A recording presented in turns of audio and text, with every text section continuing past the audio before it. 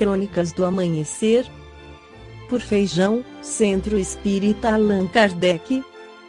Balneário Gaivota, 28 de fevereiro de 2017.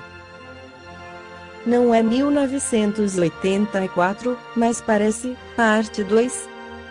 Mais que uma utopia negativa que se referisse a um futuro remoto, o que George Orwell fez em seu célebre romance 1984 foi sobretudo falar de seu próprio mundo, apontando os terríveis caminhos para os quais o haviam empurrado os regimes totalitários, o nazifascista e o comunista. Mas houve de fato um aspecto em que, mais que tratar de seu presente, ele se antecipava a uma sociedade futura que certamente já havíamos começado a habitar quando se chegou à data que deu título a seu livro. E é essa atmosfera rarefeita que fica resumida em um dos cartazes expostos nesse Ministério da Verdade onde trabalhava Winston, o protagonista. A guerra é a paz, a liberdade é a escravidão, a ignorância é a força, diziam ali os slogans do partido, e é essa cínica e prepotente tergiversação dos conceitos, esse convite determinado a dar a mentira por verdade, e a confundir tudo deliberadamente, o que devolveu o livro de Orwell à atualidade com a vitória de Donald Trump, o Brexit e o avanço de tantos populismos nacionalistas, até alçá-lo ao número 1 das vendas na Amazon. É verdade que aqueles lemas podiam ajustar-se como uma luva à propaganda nazista ou à lavagem de cérebros que tão bem souberam aplicar os dirigentes comunistas, mas o que Orwell antecipava em 1984 é que essas fórmulas podiam também se transferir a outros sistemas supostamente mais abertos, graças a essa nova língua que os meios de comunicação impõem e que permite fabricar fatos, os fatos alternativos dos quais falava Kellyanne Conway, assessora de Trump, que nada tem a ver com a realidade, mas que grande parte dos cidadãos termina por dar por corretos. Estamos nesse ponto, e por isso é urgente voltar ao Orwell mais briguento, ao que criticou radicalmente qualquer tipo de manipulação, por mais impecável fosse sua aparência de modernidade.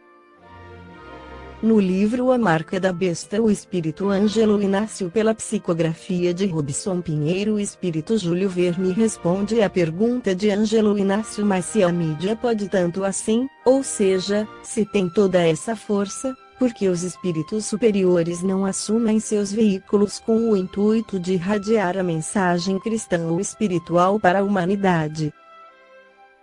Desta vez foi Júlio Verne quem se insinuou, respondendo ao espírito de forma um tanto lenta, não obstante suscitasse imagens mentais vigorosas. Se me permite inferir, acredito que a pergunta reflita a ignorância a respeito da realidade espiritual dos habitantes da Terra, ousou o escritor, dando ênfase à sua voz, porém sem perder a tranquilidade nem aumentar o ritmo.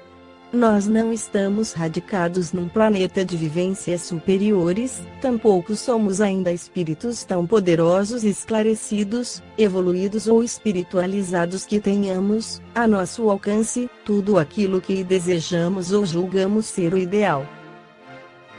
Devemos observar o momento evolutivo do mundo que, por enquanto, tem a maior parte da população em situação acanhada de esclarecimento espiritual, de amadurecimento. Considerando-se os contingentes dos dois lados da vida, eu arriscaria dizer que mais de 70% dos habitantes da Terra situam-se em estágio crítico, no que concerne ao nível de despertamento da consciência espiritual.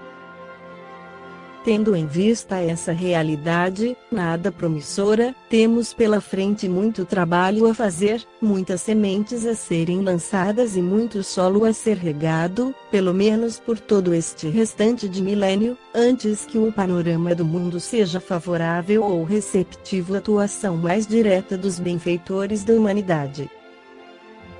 Por outro lado, há que levar em conta que os espíritos, que dirigem os destinos do mundo, não militam sozinhos, que dependem muitíssimo de agentes e parceiros encarnados para realizar o trabalho que nos desafia a todos. Sob esse ponto de vista, reitero o que disse nosso amigo Anton: muitos cristãos, espíritas ou espiritualistas ainda se veem reféns da ilusão dos sentidos, do grande Maya, disputando questões menores, perdidos, muitas vezes, nas discussões estéreis, que não levam a nada. O assunto dava o que pensar, mas definitivamente não era nosso objetivo entrar nas questões que envolvem o movimento cristão espiritualista.